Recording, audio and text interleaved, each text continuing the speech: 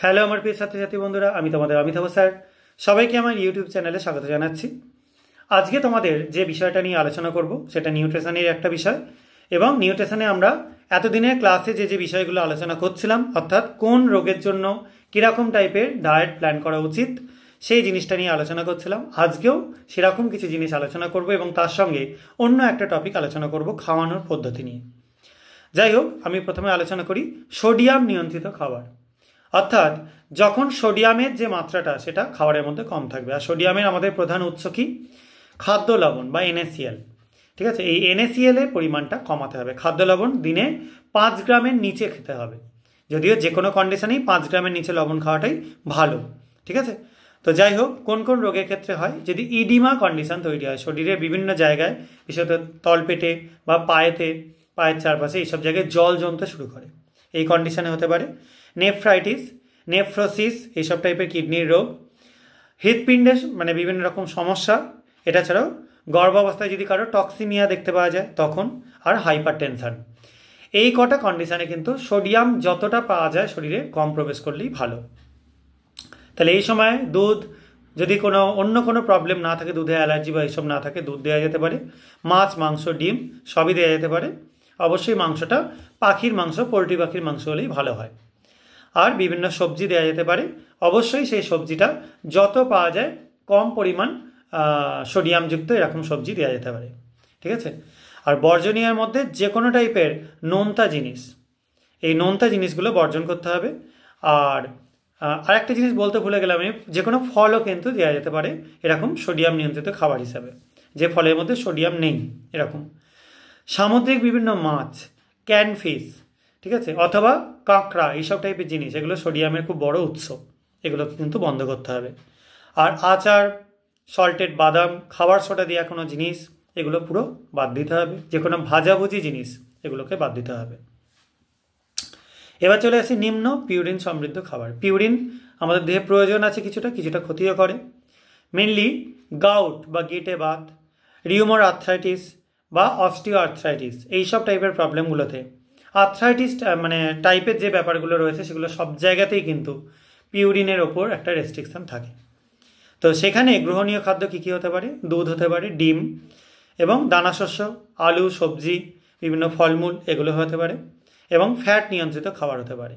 আর বর্জনীয়ের মধ্যে কি হতে পারে? বিভিন্ন পিউরিন আছে এমন, অর্থাৎ উচ্চ প্রোটিন বা এইসব টাইপের জিনিস, যেমন রেড মিট, লাল মাংস টোটালি বন্ধ থাকে, বিভিন্ন সামুদ্রিক জিনিসগুলো বন্ধ থাকে, বিভিন্ন প্রাণীর যকৃৎ, অ্যালকোহল জাতীয় জিনিস এগুলো বন্ধ থাকে, মুসুর ডাল বন্ধ থাকে। ঠিক আছে, তো কারণ এগুলোর মধ্যে যথেষ্ট পিউরিন থাকে। তো এই অবধি আজকে আলোচনা করা থাকলো, যেগুলো আমরা খাদ্য সংক্রান্ত ব্যাপারে আলোচনা করছিলাম। এবার আমি খাদ্য খাওয়ানোর দুটো বিশেষ পদ্ধতি নিয়ে একটু আলোচনা করব। প্রথম যেটা হচ্ছে টিউব ফিডিং। খুব গুরুত্বপূর্ণ একটা ব্যাপার। জেনারেলি যখন আমাদের কোনো একটা এমন কন্ডিশন তৈরি হয়, মেডিকেল কন্ডিশন, যে সময় মানুষ খাদ্য গ্রহণ করতে পারে না সরাসরি মুখের সাহায্যে, তখন কি হয়? নাল, মানে একরকম বিশেষ টাইপের নল হয়, এটাকেই টিউব বলা হয়, যেটাকে আমরা নাকের ভেতর দিয়ে প্রবেশ করিয়ে পাকস্থলী অবধি নামিয়ে দেওয়ার একটা সিস্টেম থাকে, এবং সেই নলের মাধ্যমে খাদ্যবস্তু, অবশ্যই সেটা লিকুইড তরল হবে, সেই খাদ্যবস্তু পাকস্থলীতে পৌঁছে দেওয়া হয়। এটাকে টিউব ফিডিং বলা হয়। তো উচ্চ কার্বোহাইড্রেট সমৃদ্ধ খাবার জেনারেলি টিউব ফিডিংয়ের মাধ্যমে দেওয়া হয়। এটা ছাড়াও কিছুটা প্রোটিন থাকে, কিছুটা ক্যালোরি জাতীয় জিনিসপত্র থাকে, আর কিছু মেডিসিন বা সাপ্লিমেন্টও দেওয়া যেতে পারে এই কন্ডিশনে। আর ইন্ট্রাভেনাস ফিডিং, যেটা আমাদের শিরার মধ্যে স্যালাইনের থ্রু দিয়ে দেওয়া হয়, এটা ইন্ট্রাভেনাস ফিডিং। পাকস্থলীর বিভিন্ন রকম সমস্যা, কোনো অপারেশন হলে অথবা আগুনে পুড়ে গেলে এরকম টাইপের কন্ডিশনে ইন্ট্রাভেনাস সিস্টেমে ফিডিং করানো হয়। তো অবশ্যই যখন ক্যান্সার বা এইসব টাইপের রোগও হয় তখনও এটাই একমাত্র উপায় থাকে, বা বিভিন্ন কন্ডিশনে যখনই আমরা দেখতে পাই ডিহাইড্রেশনের মতো ঘটনাও ঘটে, তখন কিন্তু জল এবং তার সঙ্গে বিভিন্ন রকম খাদ্যবস্তু, মিনারেলস, এগুলো কিন্তু এই সিস্টেমেই শরীরে প্রবেশ করানো হয়। তো টিউব ফিডিং এবং ইন্ট্রাভেনাস সিস্টেমে ফিডিং, এই দুটো কিন্তু ফিডিংয়ের খুব গুরুত্বপূর্ণ পার্ট। তো আজকে আমরা ক্লাসে এই অবধি মোটামুটি আলোচনা করলাম। আর আমি একটু কয়েকটা মানে পার্টিকুলার টাইপের খাবারের নাম বলছি, যেমন উচ্চ কার্বোহাইড্রেট আছে এমন পথ্য যদি বলা হয়, তাহলে সেখানে কি হতে পারে? সুক্রোজের জল, অর্থাৎ চিনির জল, সোজা কথা, ইলেকট্রোলাইট প্রয়োজন অনুসারে, এগুলো কিন্তু বাচ্চাদের জন্য আমি বললাম। আর ইলেকট্রোলাইটটা সবার জন্যই। আর গ্লুকোজের দ্রবণ কমলা লেবুর রস হতে পারে, বিভিন্ন ভিটামিন প্রয়োজন অনুসারে। এবং তার সঙ্গে সঙ্গে কি আমরা দুধের মধ্যে ল্যাকটোজ থাকে, প্রয়োজন অনুসারে দুধও কিছুটা দিতে পারি। আর উচ্চ কার্বোহাইড্রেট এবং স্বাভাবিক প্রোটিন এরকম একটা কম্বিনেশান, সেটা দুধ হতে পারে সবথেকে ভালো, গ্লুকোজ, তরল বার্লি এবং সুক্রোজের মিশ্রণ, অথবা বার্লি দিয়ে গ্লুকোজও দেওয়া যেতে পারে। আর উচ্চ প্রোটিন উচ্চ ক্যালোরি এরকম পথ্যের মধ্যে দুধ অবশ্যই আছে।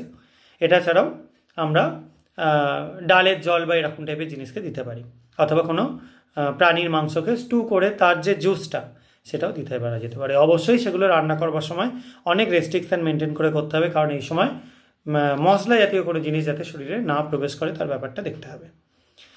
তো আজকে আমি এইটুকুনি আলোচনা করলাম।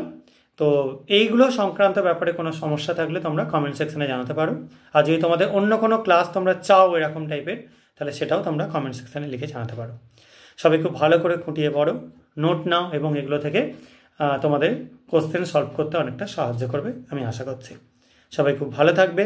আজকের ক্লাসটা এইটুকুনি, সাবধানে থাকবে, বাই।